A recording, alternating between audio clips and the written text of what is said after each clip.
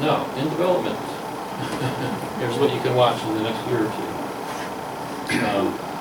Nisala, they have been working toward this. Louise here is the person who said, I don't want to be buried in Chassel. If I don't have to, I want to be buried back home in Nisala. So she went and talked to them. They decided to survey the cemetery first to find out where their boundaries really are, because we went there and looked, and they're like, well, I don't, we're maybe somewhere around here.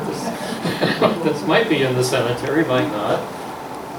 Louise just told me that the survey showed that their land extends farther than they thought, and it's partly being encroached upon by neighbors. Now they're going to have a real certified survey and kind of work that all out. But Louise, I know, is a very persistent person. So she's keeping them moving step by step. Great job. One to really watch is Champion Township in Marquette. They were donated roughly 2 acres of property right next to their existing cemetery. And it's really a beautiful piece of property. It reminds me of what Chassel is doing. And they are pretty serious about it. The township supervisor kind of wants to see this happen. And the property was donated specifically for green burial. So they're going to do what they can to honor that.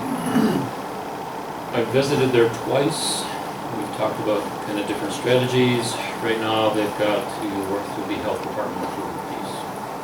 So that's their first step. They've made contact with the health department. I don't know if they'll get their assessment this fall.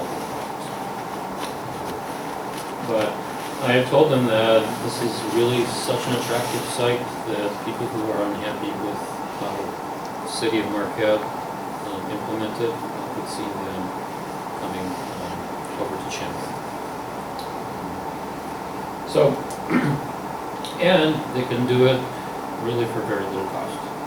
They've already got a roadway going into that property. They've got some nice little nooks right off of that roadway.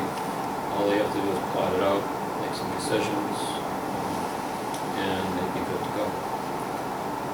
And Lakeview, up in County of Lorraine, that cemetery's been a little tough nut to crack. It is our only privately owned, shareholder-owned cemetery up here.